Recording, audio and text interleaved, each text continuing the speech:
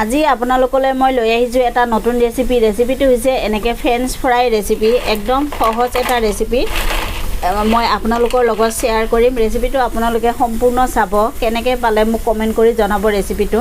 আৰু ৰেচিপিটো একেবাৰে সহজ, আশা কৰোঁ আপোনালোকৰ ৰেচিপিটো ভালেই লাগিব। এনেকৈ মই ভাজি লৈছোঁ, চাওক দেখিবলৈ একদম ধুনীয়া হৈছে। সহজভাৱে মই আজি আপোনালোকক এই ৰেচিপিটো বনাই দেখুৱাম। আৰু মোৰ এই ৰেচিপিটো আপোনালোকে চাই খুব ভাল পাব, সহজভাৱে যিহেতু বনাই দেখুৱাম। আৰু সকলোৱে এই ৰেচিপিটো বনাই খাব পাৰিব ঘৰতে, আৰু একদম দোকানৰ নিচিনা হ'ব ৰেচিপিটো খাবৰ কাৰণে। আৰু মোৰ এই ৰেচিপিটো আপোনালোকে সম্পূৰ্ণ চাব। আহক এতিয়া বেছি দেৰি নকৰি আমি ৰেচিপিটো আৰম্ভ কৰোঁ। আলু ফ্ৰেঞ্চ ফ্ৰাই বনাবৰ কাৰণে মই এনেকৈ আলু লৈ লৈছোঁ 4টা। আলুকেইটা মই এনেকৈ ডাঙৰ ডাঙৰ আলু লৈ লৈছোঁ। যিমান ডাঙৰ আলু হয় সিমানেই ভাল লাগে। আৰু মই এনেকৈ পানী লৈ লৈছোঁ এটা চৰিয়াত। এতিয়া মই এইকেইটা আলুকেইটা কাটি ল'ম, ধুনীয়াকৈ বাকলিখিনি গুচাই ল'ম ইয়াৰ। আজি মই এনেকৈ ময়দা দি বা বঠি দি কৰি আছোঁ, আপোনালোকে এনেকৈ চুৰি দিও কৰিব পাৰিব। এনেকৈ মই প্ৰথমে আলুৰ বাকলিখিনি গুচাই ল'ম। একদম সহজ ৰেচিপি, একেবাৰে সহজ ক'বলৈ গ'লে। ভাল লাগে ৰেচিপিটো, বনাবও ভাল আৰু খাবলৈও ভাল। একদম দোকানৰ নিচিনা হ'ব এই ফ্ৰেঞ্চ ফ্ৰাইখিনি। আজি সহজভাৱে আপোনালোকক বনাই মই দেখুৱাম। আৰু এইখিনি আলুখিনি কাটি লগে লগে পানীত তিয়াই থ'ব লাগিব, নহ'লে ক'লা ক'লা হৈ যাব। এনেকৈ মই আলুকেইটা ধুনীয়াকৈ কাটি ল'লোঁ, বাকলিখিনি গুচাই ল'লোঁ, চাওক। আৰু গুচাই মই এনেকৈ পানীত তিয়াই থৈছোঁ যাতে ক'লা পৰি নাযায়। আকৌ মই এতিয়া আলুখিনি ধুনীয়াকৈ কাটি ল'ম।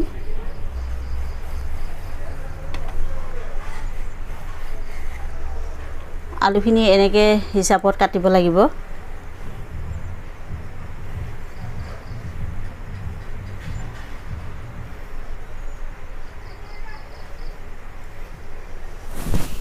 এনেকৈ কাটি লৈছোঁ মই।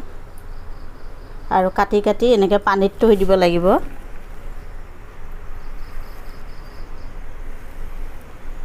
এনেকৈ মই চাওক ধুনীয়াকৈ দীঘল দীঘলকৈ এইখিনি কাটি ল'লোঁ আলুখিনি। আৰু আলুখিনি মই কাটি এনেকৈ পানীত তিয়াই থৈছিলোঁ। আৰু পানীখিনি চাওক মোৰ কিমান লেতেৰা হৈছে। মানে এনেকৈ আলুখিনি ধুই ল'ব লাগিব ধুনীয়াকৈ। এতিয়া এনেকৈ আলুৰ পৰা লেতেৰাখিনি মই ধুনীয়াকৈ পানীত ভালকৈ ধুই ল'ম। আৰু এইখিনি 3-4বাৰমান মই ধুই ল'ম। তাৰপিছত মই আকৌ ইয়াত নিমখ সানি থ'ম। এনেকৈ মই 3-4বাৰমান মই এনেকৈ ধুই ল'লোঁ, চাওক একদম ধুনীয়া চাফা হৈ গৈছে। আৰু মই এতিয়া দি আছোঁ এনেকৈ নিমখ মই ইয়াত 2 চামুচ দিম। এনেকৈ 2 চামুচ নিমখ মই দি লৈছোঁ। আৰু নিমখ দি এইখিনি মই সানি ল'ম। এনেকৈ মই সানি ল'ম আলুখিনি। আৰু নিমখ সানি পেলাই মই এনেকৈ থৈ দিম 10 মিনিটৰ কাৰণে। 10 মিনিটৰ পিছত ইয়াৰ পৰা নিমখৰ পৰা আলুৰ পৰা ধুনীয়া পানীখিনি ওলাই যাব। তাৰপিছত মই আপোনালোকক ফ্ৰেঞ্চ ফ্ৰাই বনাই দেখুৱাম। 10 মিনিট মই আলুখিনি থৈ দিছিলোঁ, চাওক আলুখিনিৰ পৰা কেনেকৈ পানী ওলাই গৈছে। আৰু মই এতিয়া এই পানীখিনি নিদিওঁ, পানীখিনিৰ পৰা মই আলুখিনি উঠাই ল'ম। এটা চৰিয়াত মই এনেকৈ আলুখিনি উলিয়াই লৈছোঁ। আৰু মই এই আলুখিনি ফ্ৰেঞ্চ ফ্ৰাই ভাজিবৰ কাৰণে মই এনেকৈ গেছত কেৰাহীত তেল বহাই লৈছোঁ। আগতে তেলখিনি গৰম কৰি ল'ব লাগিব। তেল ধুনীয়া হিট কৰি ৰাখিব লাগিব, গেছৰ জুই বেছি কৰি দি। আৰু মই এতিয়া চৰিয়াৰ পানীখিনিটো পেলাই ল'লোঁ এক্সট্ৰা কৰি, আলুখিনি উলিয়াই লৈ। আৰু এতিয়া মই ইয়াত অকণমান আলু ল'ম, বেছি গোটেইখিনি একেলগে নলওঁ।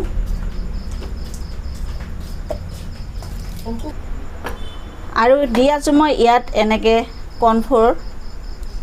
আৰু আপোনালোকে কৰ্ণফ্ল'ৰ নাথাকিলে আপোনালোকে ইয়াত চাউলৰ গুড়ি ব্যৱহাৰ কৰিব পাৰিব, নহ'লে এৰাৰুট পাউডাৰ। আৰু গোটেইখিনি মই একেলগে নিদিওঁ, কম কমকৈ দি মই এইখিনি মিলাম। এনেকৈ চাওক মই ধুনীয়াকৈ সানি ল'লোঁ কৰ্ণফ্লাৱাৰ। একদম ধুনীয়া শুকান শুকান হৈ গৈছে চাওক গোটেইখিনি। আৰু এতিয়া মই তেল ধুনীয়া হিট হৈ আছে। এতিয়া এই তেলতে মই এইখিনি ভাজি ল'ম।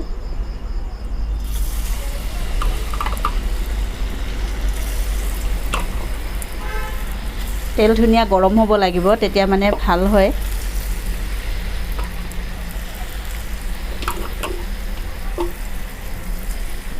এনেকৈ সানি লগে লগে আপোনালোকে তেলত ভাজি ল'ব, থৈ নিদিব। থৈ দিলে আকৌ পানী ওলাই আহিব। সেইকাৰণে আগে তেলখিনি গৰম কৰি ল'ব লাগিব। তাৰপিছত কৰ্ণফ্লাৱাৰ বা চাউলৰ গুড়ি বা ময়দা দিও আপোনালোকে সানিব পাৰিব। তাৰপিছত এনেকৈ ভাজি ল'ব, ধুনীয়া হৈ যাব। একদম দোকানৰ নিচিনাই লাগিব খাবৰ কাৰণে ঘৰতে আপোনালোকে এনেকৈ বনাব মই যেনেকৈ দেখুৱাইছোঁ এনেকৈ চাওক মই ভাজি ল'লোঁ এইখিনি মোৰ এনেকৈ ভজা হৈ গৈছে মানে প্ৰথম এনেকৈ মই আধা ভজাকৈ এইখিনি মই নমাই ল'ম এতিয়া মই এইখিনি এনেকৈ নমাই ল'ম এইখিনি ঠাণ্ডা হ'লে আকৌ এবাৰ মই ভাজিম এইখিনি ঠাণ্ডা হ'বলৈ দি এইখিনি থৈ পেলাই মই আকৌ যিখিনি আছে এইখিনি মই আকৌ ভাজি ল'ম আকৌ মই এনেকৈ সানি ল'লোঁ সানি পিছত আকৌ এতিয়া মই এইখিনি তেলত আকৌ ভাজি ল'ম এইখিনি মই সেকেন্ড বেচ ভাজি আছোঁ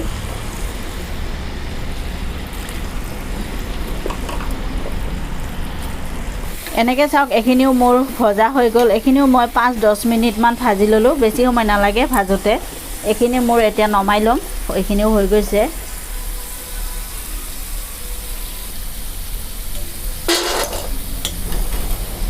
এতিয়া এইখিনি মই এনেকৈ নমাই ল'লোঁ এইখিনি মোৰ ঠাণ্ডা হ'বৰ কাৰণে ৰাখি দিছোঁ আগে যিখিনি মই নমাই থৈ দিছিলোঁ এইখিনি মই এতিয়া এইখিনি মোৰ ঠাণ্ডা হৈ গৈছে এইখিনি মই আকৌ এতিয়া তেলত ভাজি ল'ম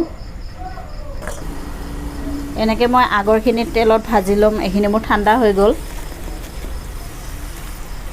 এনেকৈ দুবাৰ ভাজিব লাগিব তেতিয়া মানে ভাল হ'ব তেতিয়া একদম মচমচীয়া হ'ব গেছৰ জুই বেছি কৰি দি এইখিনি মই ভাজি ল'ম এনেকৈ চাওক মোৰ এইখিনি হৈ গ'ল আৰু এইখিনি হ'লে গম পাব এইখিনিৰ পৰা ধুনীয়া এটা সাউণ্ড হয় বা আৱাজ হয় এইখিনি তেলত ধুনীয়া এইখিনি আৱাজ ওলালে গম পাব এইখিনি হৈ গৈছে আৰু এনেকৈ মই এতিয়া নমাই লৈ আছোঁ চাওক দেখিবলৈ কি ধুনীয়া এটা কালাৰ হৈছে চাওক এনেকৈ আগৰখিনি চাওক আৰু এইখিনি চাওক ধুনীয়া হৈছেনে এতিয়া মই এনেকৈ নমাই লওঁ শুনিছেনে ইয়াৰ আৱাজ কি ধুনীয়া ওলাইছে একদম পুৰা পাৰফেক্ট হৈছে আৰু মোৰ এই ৰেচিপিবিলাক আপোনালোকৰ চাই কেনেকুৱা লাগে বাৰু যদি ভাল লাগে মোক কমেণ্ট কৰি জনাবচোন মোৰ ৰেচিপিবিলাক চাই আপোনালোকৰ কেনেকুৱা লাগিছে আৰু মোৰ এই ৰেচিপি চাই যদি আপোনালোকৰ ভাল লাগে তেতিয়াহ'লে ছাবস্ক্ৰাইব কৰিবলৈ নাপাহৰিব আৰু লগতে থকা বেল আইকনটো দবাই দিব যাতে মোৰ পৰা যিবিলাক নতুন নতুন ৰেচিপি আপোনালোকে সোনকালে পাই থাকে শুনিছেনে আৰু দেখিছে কি ধুনীয়া এটা ইয়াৰ ওপৰৰ হেৰিখিনি দেখিবলৈ ধুনীয়া হৈছে চাওক